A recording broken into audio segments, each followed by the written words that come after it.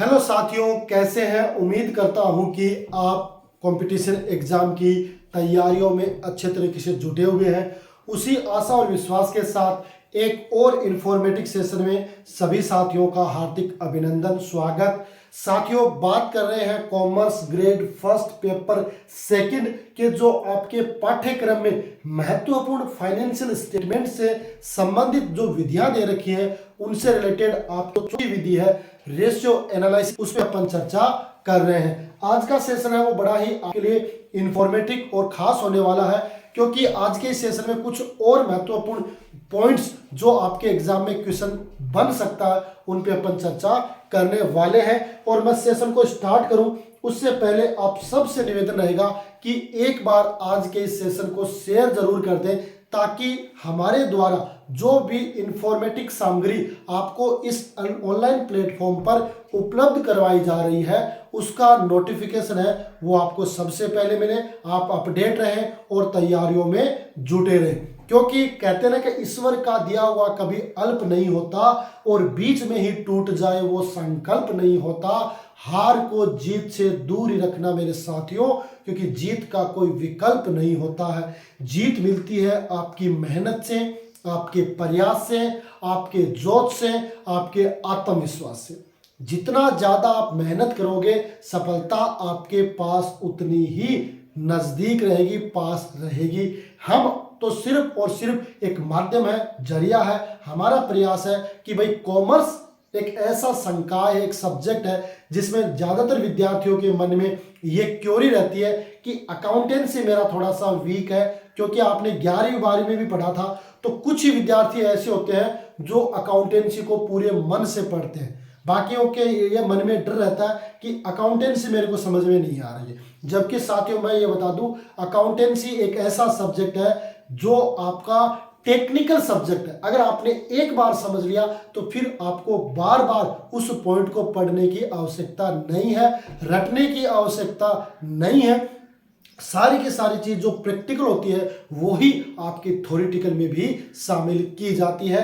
इसलिए हमने सबसे पहले आपके अकाउंटेंसी सब्जेक्ट को मजबूत करने के लिए इस ऑनलाइन प्लेटफॉर्म पर जो चीज आपके पाठ्यक्रम में शामिल की जाती है उनको लगातार एक्सप्लेन कर रहे हैं। और हमारा इरादा और उद्देश्य सिर्फ और सिर्फ ये है कि आप घर बैठे आप अच्छी तरीके से तैयारी करें, जुटे रहें। और निश्चित रूप से अगर आप पूरे मनोयोग से, पूरी लगन से आप एग्जाम तक डटे रहोगे मैदान में, तो निश्चित रूप से आपकी सफलता पक्की है, इसके लिए कहीं कोई दो राय नहीं है। तो अपने को इस बात को ध्यान में रखना है और ध्यान में रखते हुए ही आज के इस सेशन को शेयर कर देना है। और जो भी पहली बार जुड़े हैं वो एक बार सब्सक्राइब कर ले, ताकि आज का सेशन अपन स्टार्ट करें। और आपके कमेंट है वो मस्ट है, कमेंट जरूर आने चाहिए, ताकि हम और ज्यादा मेहनत के साथ आपको इस ऑनलाइन प्लेटफॉर्म पर मटेरियल उपलब्ध करवा सके। ठीक है साथियों, तो देखो आज का सेशन है वो स्टार्ट कर रहे हैं। देखो सबसे पहले अपना 4 नंबर का पॉइंट आता है शुद्ध लाभ अनुपात। इससे पहले अपन ने 3 पॉइंट है वो ज्ञात कर लिए। एक तो आपका ग्रॉस प्रॉफिट रेशियो, दूसरा आपका ऑपरेटिंग रेशियो, तीसरा है आपका ऑपरेटिंग प्रॉफिट रेशियो। 3 अपन ज्ञात करने के बाद अपन चौथे स्टेप की तरफ बढ़े हैं, नेट प्रॉफिट रेशियो, है ना। नेट प्रॉफिट रेशियो यह अनुपात व्यवसाय के शुद्ध लाभ या संचालन क्रियाओं से शुद्ध आगम नेट सेल्स के मध्य है वो संबंध व्यक्त करता है। क्या करता है कि भाई व्यवसाय के शुद्ध लाभ और यानी नेट प्रॉफिट और नेट रेवेन्यू फ्रॉम ऑपरेशन के मध्य यह संबंध व्यक्त करता है कि भाई आपकी शुद्ध आय है उसका कितना प्रतिशत भाग आपका नेट प्रॉफिट माना गया है ना, उसके मध्य यह संबंध व्यक्त करता है। शुद्ध लाभ एक व्यावसायिक संस्था के संचालन क्रियाओं से लाभ और गैर संचालन क्रियाओं से लाभ का योग है वो होता है ना। शुद्ध लाभ है वो व्यावसायिक संस्थाओं के जो ऑपरेटिंग क्रियाएं हैं उनसे तो लाभ होता है, और गैर ऑपरेटिंग एक्टिविटीज है उनमें लाभ का योग है वो माना जाता है। बहुत ही शॉर्ट में स्वीट रूप में आपको समझाया ये पॉइंट, बस इतना ज्यादा है वो आपके लिए बहुत ही सफिशिएंट है। हर चीज वो पढ़ने की आवश्यकता नहीं होती है ना। कहते हैं ना कि जो सफलता प्राप्त करते हैं वो कोई अलग काम नहीं करते, बल्कि वो हर काम को अलग ढंग से करते हैं। और आपको भी क्या करना है, सफलता प्राप्त करनी है, इसलिए काम आपको अलग ढंग से करना पड़ेगा और लोगों से हटके करना पड़ेगा। क्योंकि कंपटीशन में सारे हैं, लेकिन सिलेक्ट वही होते हैं जो एक अलग तरीके से रणनीति बनाकर परीक्षा में शामिल होते हैं। ठीक है, तो संचालन क्रियाओं से लाभ और गैर संचालन क्रियाओं से लाभ का योग है वो बताता है। देखो ये आता है आपका नेट प्रॉफिट रेशियो। इस नेट प्रॉफिट रेशियो को ज्ञात करने के लिए ये आपका फॉर्मूला क्या है, नेट प्रॉफिट मल्टीप्लाई 100 बटे net revenue from A operation. चाहे आपका ग्रॉस प्रॉफिट हो, चाहे आपका ऑपरेटिंग रेशियो, चाहे आपका ऑपरेटिंग प्रॉफिट रेशियो, चाहे नेट प्रॉफिट रेशियो, सब में नीचे की जो अमाउंट है वो नेट रेवेन्यू फ्रॉम ऑपरेशन ही होगी, मल्टीप्लाई 100 ही होगा। सिर्फ ये आपको ध्यान में रखना। तो सिर्फ एक चीज आपको कैलकुलेट करनी है, बाकी आपको मिल जाती। अब अगर अपने को नेट प्रॉफिट कैलकुलेट करना है तो क्या करेंगे, ग्रॉस प्रॉफिट। ग्रॉस प्रॉफिट में लेस करेंगे अदर ऑपरेटिंग एक्सपेंसेस, और भी लेस करेंगे अदर नॉन ऑपरेटिंग एक्सपेंसेस। दो चीज ग्रॉस प्रॉफिट में दो चीज लेस कर देंगे, कौन कौन सी, अदर ऑपरेटिंग एक्सपेंसेस और अदर नॉन ऑपरेटिंग एक्सपेंसेस तो लेस कर देंगे। और ऐड क्या करेंगे, अदर ऑपरेटिंग इनकम और ऐड करेंगे अदर नॉन ऑपरेटिंग इनकम। इन दोनों को इसमें ऐड कर दिया जाएगा। दोनों को ऐड करेंगे तो ऐड करने के साथ क्या होगा, ये दोनों आपकी ऐड हो जाएंगी, है ना। और ऐड होते ही अपने पास क्या आ जाएगा, नेट प्रॉफिट आ जाएगा। ग्रॉस प्रॉफिट में दो चीज ऐड कर दी और दो चीज लेस कर दी, ये समायोजन करने के बाद अपने सामने नेट प्रॉफिट है वो उपलब्ध रहेगा। ठीक है, हो गई बात, बढ़े आगे। सिर्फ और सिर्फ ये थ्योरेटिकल चीज है, इनको अपने को समझना है, एक दो बार रीडिंग लगानी है और इतने में समझ में आ जाएगी, फिर आगे दिक्कतें नहीं होगी। बढ़े आगे। आगे देखो इसका महत्व क्या है नेट प्रॉफिट का, कि यह अनुपात व्यवसाय की कुल लाभदायकता यानी प्रॉफिटेबिलिटी और इफिशियंसी का परिचायक माना जाता है। यानी टोटल प्रॉफिटेबिलिटी और इफिशियंसी इनके द्वारा निर्धारित की जाती है। अगर नेट प्रॉफिट बढ़िया है, ज्यादा है, तो इसका मतलब है लाभदायकता भी बढ़िया है और जो काम करने वाले जो प्रबंधक हैं उन्होंने भी काम बढ़िया किया है, इस वजह से लाभ ज्यादा है। यदि यह अनुपात विगत वर्षों की तुलना में वृद्धि प्रदर्शित करता है तो इसका अंश है कि व्यवसाय में लाभप्रदता में सुधार हुआ है, इंक्रीज हो रहा है ना, इंक्रीज हो रहा है। पिछले मान लो 10% था ना 15 हो गया, इसका मतलब लाभ में वृद्धि हुई है और संस्था ने काम किया, है ना, सुधार हुआ। और यह अनुपात एक और संचालन क्रियाओं से आगम पर लाभदायकता को दर्शाता है ना, नेट रेवेन्यू फ्रॉम ऑपरेशन होते हैं उनके मध्य लाभदायकता को दर्शाता है। वही स्वामियों की पूंजी पर जोखिम के लिए उचित लाभ होने की जानकारी भी देता है। क्या है, स्वामियों की पूंजी पर जोखिम के लिए उचित लाभ होने की जानकारी भी यहां पर मिलती है। ठीक है, ओके। स्वामियों की पूंजी पर जोखिम के उचित लाभ होने की जानकारी कि भाई आपकी जो जो पूंजी है उन पे कितना आपको जोखिम है वो भी यहां पर पता चलता है। तो ये एक नॉर्मल चीज इतना अपने को ध्यान में रखना है कि ये लाभदायकता और कुशलता का परिचायक है। जितना ज्यादा होगा संस्था उतना ही ज्यादा ग्रो करेगी। साथ में अपन कंपेरेटिव कर सकते हैं, पिछले 2 वर्ष 4 वर्ष 5 वर्षों में तुलना कर सकते हैं कि भाई पिछले 2 वर्ष की तुलना में 3 वर्ष की तुलना में फर्म लाभ की स्थिति में आई है या हानि की स्थिति में आई है, यह भी जानकारी है वो इससे मिल जाती है। ठीक है, तो ये दोनों अपने को ध्यान में रखना है। ठीक है, ओके, बढ़े आगे। आगे देखो इसके बाद आता है आपका विनियोग पर प्रत्याय, है ना, return on investment, ROI, return on investment. ये क्या बताता है कि इस अनुपात को विनियोजित पूंजी पर प्रत्याय, है ना, विनियोजित पूंजी पर प्रत्याय यानी रिटर्न ऑन कैपिटल एम्प्लॉयड भी कहते हैं। जो आपका रिटर्न ऑन इन्वेस्टमेंट है उसको रिटर्न ऑन कैपिटल एम्प्लॉयड भी कहते हैं। तो दूसरा नाम भी हो सकता है इसका, कई बार नाम भी पूछ लिया जाता है कि भाई विनियोग पर प्रत्याय का दूसरा नाम क्या है, तो रिटर्न ऑन कैपिटल एम्प्लॉयड इसका दूसरा नाम है। प्रश्न कहीं विदेश से नहीं आते, प्रश्न आपकी बुक से ही आते हैं, लेकिन वो एग्जामिनर होता है जो पेपर सेटर होता है वो ऐसे घुमा घुमा के पूछता है कि अपन ने पढ़ी है लेकिन फिर भी अपन लगभग 15 से 20% ऐसे क्वेश्चन होते हैं जिसमें अपन कंफ्यूज होते हैं, पढ़े हुए फिर भी कंफ्यूज होते हैं। वो इसलिए होते हैं कि उनको अपने पूरे मन से नहीं पढ़ा है। जिसको अपने मन से पढ़ा है उसमें कहीं कंफ्यूजन नहीं होगा, है ना। तो इसलिए अपने को पूरे मन से पढ़ना है, पूरे मन से सहयोग करना है। ठीक है, इसमें क्या है कि एक संस्था में विनियोग करने का मुख्य उद्देश्य पूंजी पर आय अर्जित करना, कि भाई अपन पैसे है वो बाहर विनियोग क्यों करते, एक संस्था में अपन पैसे क्यों लगाते, एक किसी कंपनी के शेयर क्यों खरीदते, वो इसलिए खरीदते हैं कि हमें ज्यादा से ज्यादा लाभ अर्जित हो। तो पूंजी पर आय अर्जित, आय क्या होता है, प्रॉफिट होता है, तो आय अर्जित करने के लिए होता है। एक व्यवसाय की संपूर्ण लाभदायकता का मापन है वो इसी अनुपात से किया जाता है। जो प्रॉफिटेबिलिटी है वो मापन आपका रिटर्न ऑन इन्वेस्टमेंट के आधार पर ही किया जाता है। यह अनुपात संस्था के कर तथा ब्याज से पूर्व के लाभ और विनियोजित पूंजी के मध्य संबंध व्यक्त करता है ना। यह अनुपात किसके मध्य, कर व ब्याज से पूर्व लाभ यानी पीबीआईटी है ना, PBIT, profit before interest and tax है ना। यह संस्था किसके मध्य है, आपका पीबीआईटी ने कर है वह ब्याज से पूर्व जो लाभ उनके मध्य और विनियोजित कैपिटल उसके मध्य संबंध को व्यक्त करता। तो यह पूछा जा सकता है कि भाई विनियोग पर प्रत्याय या रिटर्न ऑन कैपिटल एम्प्लॉयड या रिटर्न ऑन इन्वेस्टमेंट किसके मध्य संबंध को व्यक्त करता है, तो वो लाभ पीबीआईटी और विनियोजित पूंजी के मध्य है वो संबंध को व्यक्त करता है। यह जानकारी आपको पता होनी चाहिए। ओके, बढ़े आगे, आगे देखो है ना। अब देखो विनियोजित पूंजी कैपिटल एम्प्लॉयड से आशय संस्था में लगाए गए दीर्घकालीन कोषों है ना। कैपिटल एम्प्लॉयड क्या होगी, दीर्घकाल के कोष होंगे है ना, से है। चूंकि विनियोजित पूंजी में दीर्घकालीन ऋण भी शामिल होते हैं, जो आपके विनियोजित पूंजी है उसमें आपके दीर्घकालीन लोन भी शामिल होते हैं। अतः दीर्घकालीन ऋणों पर दिए गए ब्याज को इस अनुपात की गणना करते समय लाभों में नहीं घटाया जाता है ना। इस दीर्घकालीन ऋणों पर दिए गए ब्याज को इस अनुपात की गणना करते समय लाभों में से नहीं घटाया जाता, प्रॉफिट में से नहीं घटाया जाता है ना। इसलिए ही पीबीआईटी होता है, प्रॉफिट बिफोर, पहले है ना, इसलिए घटाना नहीं है।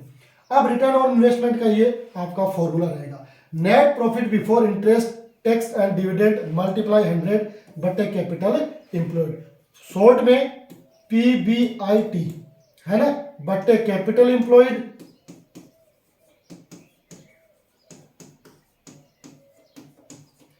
और मल्टीप्लाई 100। ठीक है, तो इस तरीके से इसको कैलकुलेट कर सकते हैं, रिटर्न ऑन इन्वेस्टमेंट।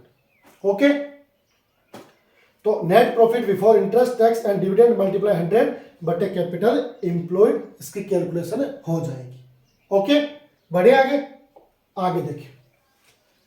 अब कैपिटल एम्प्लॉयड, तो liability side approach, liability side में अगर अपने पास सिर्फ और सिर्फ लायबिलिटी साइड दे रखी है तो वहां से अपन कैपिटल एम्प्लॉयड कैसे ज्ञात करें, तो कैपिटल एम्प्लॉयड क्या है, इसमें शेयर होल्डर फंड है यानी शेयर होल्डर फंड जोड़ देंगे। तो शेयर होल्डर फंड में इक्विटी शेयर कैपिटल और प्रेफरेंस है वो दोनों रिजर्व शेयर होल्डर फंड के नाम से ही आपका equity share capital, preference share capital और रिजर्व एंड सरप्लस तीनों आपके शेयर होल्डर फंड में आ जाएंगे। इसके अलावा नॉन करंट लायबिलिटी जिसमें आपका लॉन्ग टर्म लोन और लॉन्ग टर्म प्रोविजन है वो आ जाएंगे, और अगर नॉन ट्रेड इन्वेस्टमेंट है तो वो घट जाएगा, या फिक्सेड एसेट्स है वो घट जाएगी। तो कुल मिलाकर ये अपन अगर लायबिलिटी साइड दे रखी है और वहां से अपने को कैपिटल एम्प्लॉयड याद करना है तो शेयर होल्डर फंड में नॉन करंट लायबिलिटी जोड़ देंगे, और अगर नॉन ट्रेड इन्वेस्टमेंट या फिक्सेड एसेट्स है तो वो घटा देंगे। और अगर अपने को असेट साइड दे रखी है, असेट साइड से दे रखी है तो कैपिटल एम्प्लॉयड जिसमें non current assets plus working capital अपन कर देंगे। वर्किंग कैपिटल यानी current assets minus current liability, तो वर्किंग कैपिटल होगी तो अपन कैपिटल एम्प्लॉयड याद कर सकते हैं। और एक तरीका यह भी हो सकता है कि कैपिटल एम्प्लॉयड बराबर total assets minus current liability, total assets में से करंट लायबिलिटीज घटा देंगे तो भी अपने पास कैपिटल एम्प्लॉयड है वो आ जाता है। ठीक है, तो ये आपके दो तरीके से कैपिटल एम्प्लॉयड कैलकुलेट करने का तरीका है, चाहे आप लायबिलिटी साइड से चाहे एसेट साइड से या दोनों तरीके से भी अपने पास दे रखी है तो उन सूचनाओं को अपने कैलकुलेट कर सकते हैं। कुल मिलाकर कैपिटल एम्प्लॉयड का मतलब है equity share capital, preference share capital, reserve and surplus plus non current liability, इतना को अपने को ऐड करना है जिससे अपना कैपिटल एम्प्लॉयड है वो आ जाता है। ठीक है, यहां तक हो गया एक्सप्लेन, यहां तक सारी बात क्लियर है। बढ़े आगे, आगे देखो। अब इसका फायदा क्या है कि यह अनुपात किसी भी व्यावसायिक संस्था की संपूर्ण लाभदायकता यानी जो आपकी संपूर्ण कुल मिलाकर जो कंप्लीट मानी जाती है ना लाभदायकता अथवा कुशलता को मापने का सर्वोत्तम आधार है। यह अनुपात बताता है कि संस्था द्वारा विनियोजित पूंजी का कितना कुशलता के साथ प्रयोग किया है। तो ये लगभग यही अनुपात बताते हैं कि भाई लाभदायकता और कुशलता, क्योंकि ये अपना प्रॉफिटेबिलिटी रेशियो है, लाभदायकता से रिलेटेड है, तो लाभदायकता और कुशलता है, उन दोनों को ये शो करते हैं। ठीक है, ओके, बढ़िया। आगे देखो, ये एक एग्जांपल है, इसको और अपन हल करेंगे। एक कंपनी का सकल लाभ अनुपात है 25%, यानी ग्रॉस प्रॉफिट रेशियो है आपका 25%। प्राचालन से उधार आगम है ना, नेट क्रेडिट फ्रॉम रेवेन्यू, ये आपकी 20 लाख। प्राचालन से नगद आगम कुल प्राचालन आगम का 10% है। अब देखो, कुल अपने पास दे नहीं रखा, अपने पास तो देगा उधार तो कितना है 20 लाख, और नगद है वो टोटल का कितना प्रतिशत है 10% है। कंपनी के अप्रत्यक्ष में 50,000 है, तो सकल लाभ की अपने को कैलकुलेट करनी है, ग्रॉस प्रॉफिट रेशियो अपने को कैलकुलेट करना है ना। तो देखो, यानी ग्रॉस प्रॉफिट रेशियो है ना, यह कैलकुलेट करना है। तो इसका फॉर्मूला है ग्रॉस प्रॉफिट बट्टे net revenue from operations multiply 100 है ना। अब अपने पास net revenue from operation gross profit 100, सिर्फ 100 है, बाकी ये दो नहीं है, तो अपने को कैलकुलेट करना पड़ेगा इन सूचनाओं के आधार पर। अब देखो, अपने प्राचालन की उधार कितनी है 20 लाख, और नगद कुल आगम का है 10%। तो अपन क्या कर सकते हैं कि भाई अगर 10% नगद है तो इसका मतलब ये कितने प्रतिशत है भाई, 100 में से 10% नगद है तो 90% उधार हो गया ना। 90% उधार हो गया तो अपन 90% है वो कैलकुलेट कर लेते हैं, है ना। तो अपन सबसे पहले नगद विक्रय कैलकुलेट करेंगे, है ना। नाउ है ना, कैश सेल्स, अपने पास उधार कितनी है 20 लाख, है ना। ये कितनी है ना, ये आपका 90% है ना, 90% है ना। अब देखो, 20 लाख में 9 का भाग देंगे तो आप आएंगे 2,22,222 रुपए, है ना। ये क्या आ गया आपका, ये क्या आ गया आपका कैश सेल्स, है ना। तो टोटल सेल्स कितनी होगी, यानी नेट रेवेन्यू फ्रॉम ऑपरेशन। भाई क्रेडिट कितनी है, उधार अपनी 20 लाख और नगद हो गई 2,22,222। अब टोटल रेवेन्यू कितनी होगी 22,22,222 रुपए। क्या हो गई,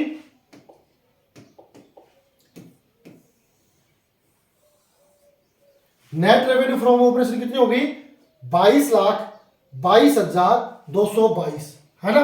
तो यहां पर अपन लिख सकते हैं कि भाई नेट रेवेन्यू फ्रॉम अपने पास कितनी आ गई 22,22,222 रुपए और मल्टीप्लाई 100।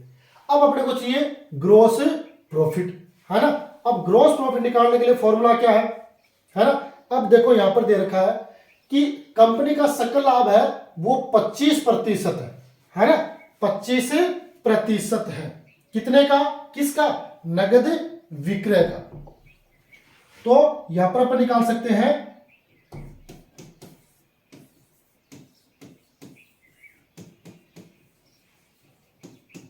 ग्रॉस प्रॉफिट 22 लाख, है ना, 222 का 25%, ये बिंदु से जाएगी नहीं, ये जाएगा, ये 4 आएगा, है ना।